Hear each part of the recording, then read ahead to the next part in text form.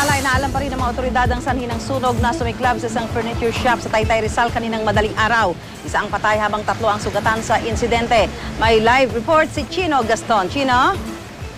Yes, Susan, nakuwang ito ng news scooper na si Johnny O'Neill Magbuot.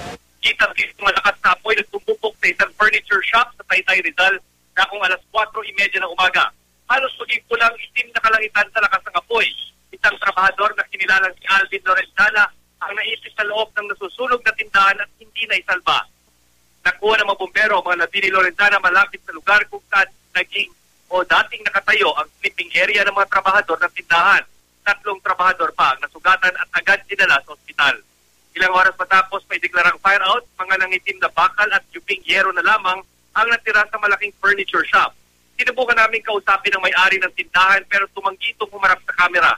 Dapat na mataan din namin, Susan, ang 2 sa 3 trabahador na nasugatan sa sunog. Sinagot daw ng may-ari ng tindahan ang kanilang pagpapagamot pati na rin ang pagpapalibing ng nasawi nilang kasamahan. Kwento ni Armando Falcon na nalaptos ang balikat sa sunog, nagising na lang sila na malaki na ang apoy. Sinubukan pa nilang isalba si Lorenzana pero masyado na raw malakas ang apoy. Tinatayang 2 milyong piso ang halaga ng nasirang ari-arian. Patuloy pa rin ang investigasyon ng mga bumbero sa naging sanhi ng apoy. Susan. Maraming salamat, Chino Gaston.